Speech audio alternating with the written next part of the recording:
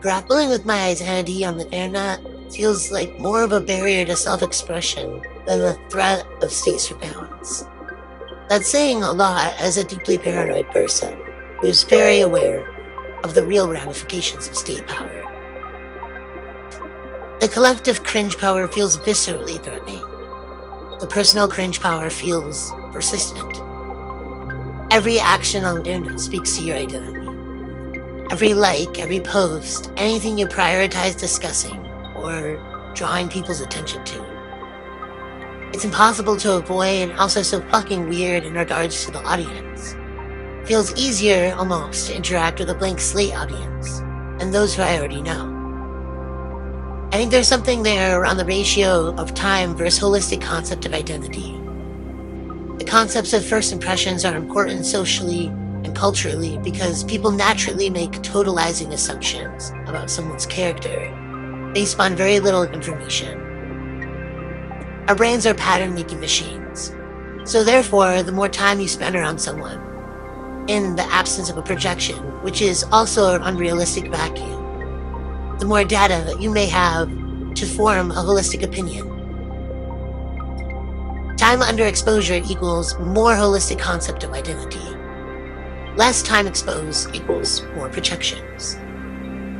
This essentially creates a never-ending feedback loop, where one is perpetually asked to engage action, action, action, action, to maintain and prove their relevancy, but more so their existence in general. What does it feel like to live in a world that requires us to engage in order to prove our existence? Especially in a hostile social environment, where people seemingly only know how to engage via critique.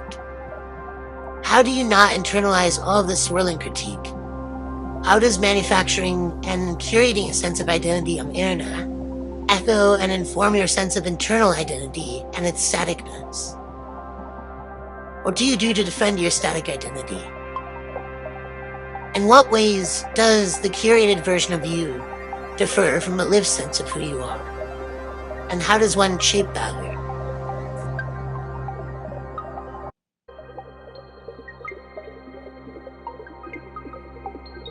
But the platforms they engage to do so are for profit.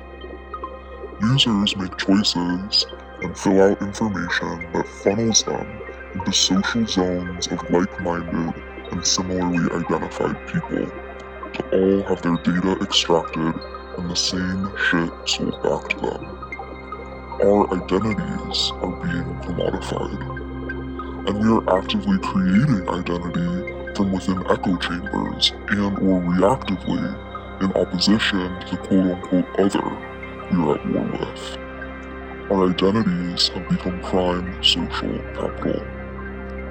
How can we reckon with the reality that historically silenced and subjugated identities do have more space, visibility, control of our narrative than before, with the harm of that stage being non-consensually extractive? How can we reckon with the simultaneous empowerment and harm the fixation on online identity creates? The greatest potential lies in misuse. If we're going to be publicly online, might it be helpful to play up the performance? Or at least do something that reminds us again and again that we are performing? Can we play this game to our advantage?